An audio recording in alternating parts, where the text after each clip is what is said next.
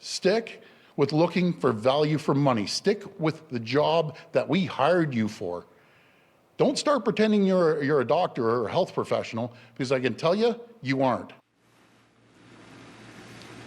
Good evening. That was an angry Doug Ford lashing out at Ontario's Auditor General. He went on an unprecedented attack after she released a damning report on the government's pandemic response. It calls the province's top doctors' power into question and paints a picture of confusion. Here is what has the Premier so angry. Overall, we found that Ontario's response to COVID-19 in the winter and spring of 2020 was slower and more reactive relative to other provinces. The report finds delays, conflicts, and confusion in decision-making and says the government showed a lack of communication and mixed messaging during the pandemic. It also suggests Dr. Williams, the province's chief medical officer of health, who has faced criticism during the pandemic, did not fully exercise his powers. The Premier has repeatedly said he follows the doctor's advice and has asked him to postpone his retirement until September. This report clearly got under Doug Ford's skin. I'm really glad the Auditor General just got a health degree and become a doctor over the last year or so.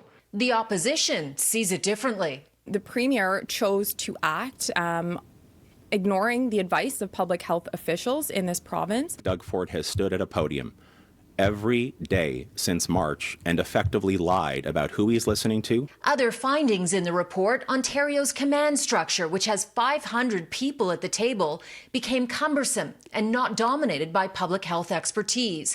And Public Health Ontario played a diminished role in the provincial response. That had the health minister also firing back. Today's Auditor General's report is a disappointment, and in many respects, a mischaracterization. Governments rarely like Auditor General reports. However, this kind of pushback is unheard of.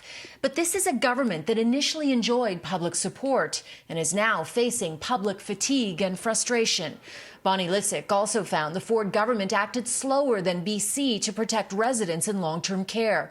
The report says by April 30th, BC had 69 deaths versus Ontario's 628. It means Ontario had 10 times the death, with only 3 times the number of residents, putting another minister on the defensive. We're in a 100-year global pandemic that is affecting the entire world. We must not lose context of that. The list of issues goes on. The Auditor General also found the province waited too long to ramp up testing. But she also concludes the Liberals bear some blame for the lack of preparedness. The pandemic response plan hadn't been updated since 2013. The Liberals were in power until 2017. And then in the midst of all that to digest today, the government issued guidelines for the holidays, and it's no surprise it's telling people to only celebrate with members of their household. Now, over to